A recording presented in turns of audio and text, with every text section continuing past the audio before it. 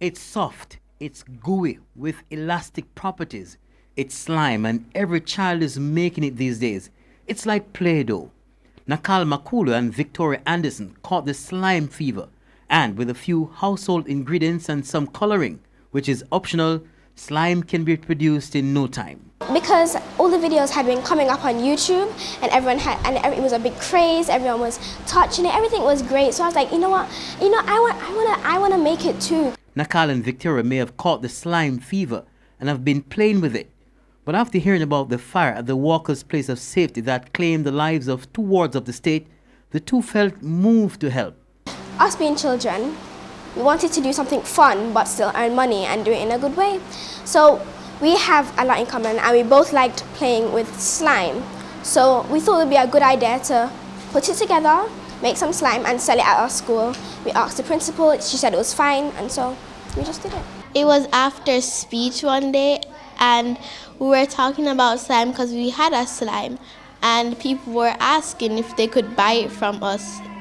And then we decided to say that, oh, maybe we can actually sell slimes and make a business out of it. And then the caller said, how about we just have a sale at school?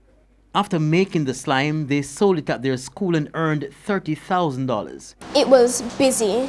There was a line going up. It was long, tons of children just going in a spiral.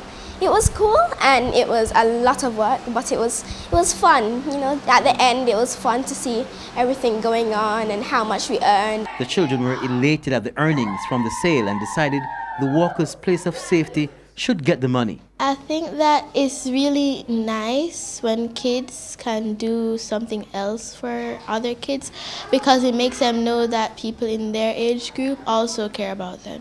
They handed over the money to AUDREY BUDI, Director of Programs at the CPFAS last week. You know, there's just no truth that there's no hope for the future of Jamaica. There's just no truth because acts like these just let you know that there's hope in Jamaica.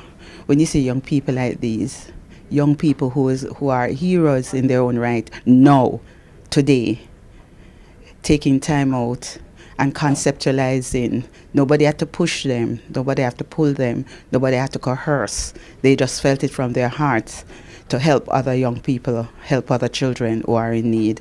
We here at the CPFSA can't tell you how moved we are, how grateful we are.